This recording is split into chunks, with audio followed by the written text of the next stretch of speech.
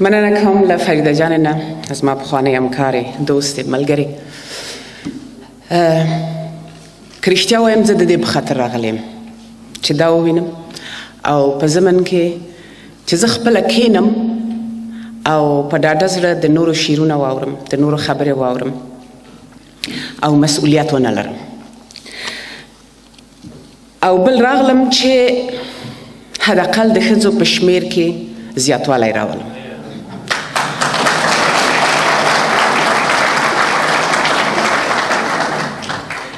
د کلن په غونډو کې څو ځلې ما دا یادونه کړې دوستان به شاهد وي چې د ښځو برخه اخیستنه دلته ډېره لږه ده او دا زما همیشنۍ ګیله ستاسو نه اول ستاسو نارینهو نه اول او بیا د هغو محترمو میرمنو او ښځو نه ده چې اوس په کورونو کې ناست دي یا به چای څکي یا به سریالونه ګوري یا به پخلی کوي یا بل کوي خو د دغسې خوندورې مشاعرې نه بې برخې دي ستاسو نه هیله کوم چې زما پیغام دوی ته ورسوي که تاسو یې مخنیوی کوئ هیله درنه لرم چې بل پروګرام ته یې لطفا ځانونو سره راولئ او که دوی نه غواړي زما پیغام ورته ورسوئ چې په بل پروګرام کې زه د دوی لیدنه غواړم مننه ستاسو نه دغو ښکلو شعرونو احساساتو زما احساس هم وطن ته بیا راوپاروه ځینې وخت داسې شي چې په دې وطن کې زما زړه داسې تنګ شي چې یو ځل یې وزر وباسم دا د الوتکو وزرونه ځان ته ورکړم او منډه وکړم یو ځل وطن ته تیر ځل چې زه تللی وم کله چې کابل کې کښته شوم یو عجیب آرامش راته پیدا شو د احمدشاه بابا هغه شعر او بیا دا بیت رایاد شو تا تراشمه زړګی زما فارغ شي تا تراشمه زړګی زما فارغ شي بې له تا مې اندېښنې د زړه مارونه فکر مې وکړ احمدشاه بابا ته چې په هغه لحظه کې به د څه احساس درلوده کله چې بیرته وطن ته هغه احساس ما سره پیدا شو بیا ما دا ورزیاته کړه ستا په تورو غرو کې پټ دي څه رازونه ستا په تورو غرو کې پټ دي څه رازونه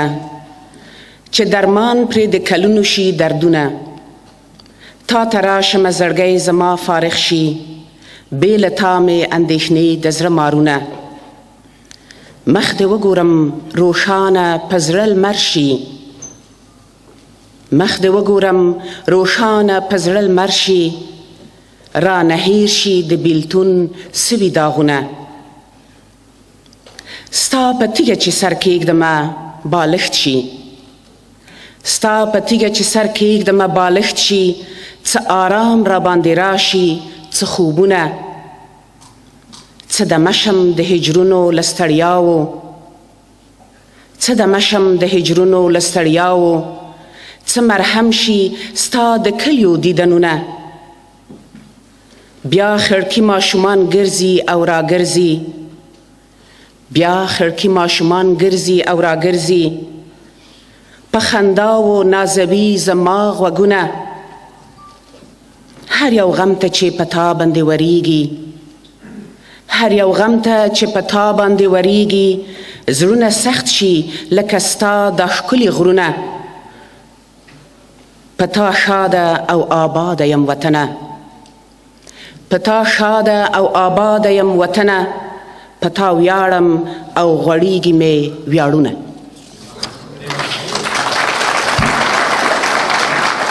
دا خو یو نظم و چې مجبوره شوم ووایم خو اوس اصلا ما خو باید اول کې ویلي وای چې زه دې غونډې ته رابلل شوې یم زه هیڅ شاعره نه یم یو کال به کېږي چې زه ځینې شیان لیکم زمری صاحب شاهد دی هغه لومړنی شعر مې چې ده ته لیږلی و شاید چې ډېر راباندې خندلي وي خو دومره یې تشویق کړم چې نن حاضرېږم دلته او تاسو ته خپل شعر اورم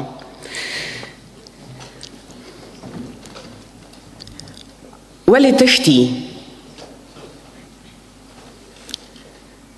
عشق کې چې یې څومره تغافل کړم رانه وتښتي عشق چې څومره تغافل کم رانه وتښتي دې کې څه راز غښتی چې ښکل کړم رانه وتښتي ویښه راکې بیا ها پخوانۍ ویده سندره کړي